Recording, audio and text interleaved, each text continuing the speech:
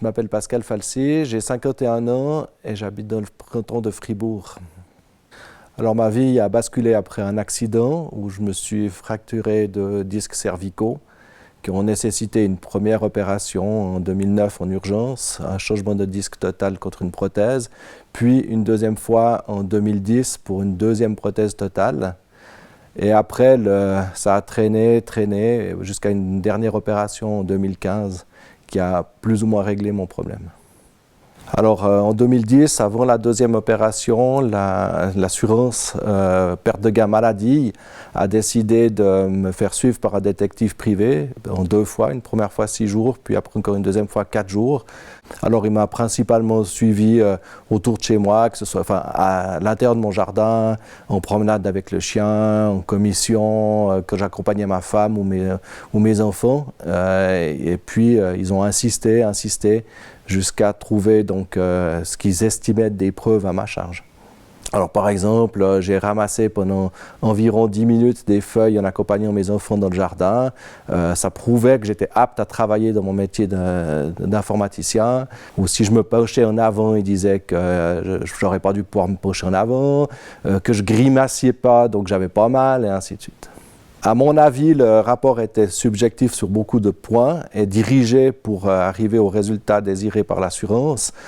Le détective privé a par exemple profité d'une situation où j'ai un ami qui m'a invité au restaurant du village pour manger, pour me changer les idées. Et puis ce jour-là, il neigeait, donc c'était au mois de mars, et j'ai décidé de m'habiller, puis j'ai pris un manteau noir, et puis le détective privé a estimé que j'allais travailler ou rencontrer un client ou faire une sortie d'affaires. Donc c'était une interprétation totalement erronée de la situation. Quand on découvre, au moment où on découvre la surveillance, où on nous amène, entre guillemets, certaines photos et qu'on nous dit qu'on a été surveillé pendant 10 jours et qu'on est coupable, premièrement c'est un immense choc. Un choc parce qu'il y a une forme de viol quand même qu'on ressent. Un choc parce que on ne se sent pas coupable, donc d'un coup on nous amène des soi-disant preuves. Et puis sur le moment, il y a peu de preuves qui sont amenées. Donc après, il faut demander le dossier complet. Et puis en analysant le dossier, tout le dossier du détective, on se rend bien compte qu'il y a beaucoup d'incohérences, que c'est dirigé. Et puis l'ampleur aussi de la surveillance.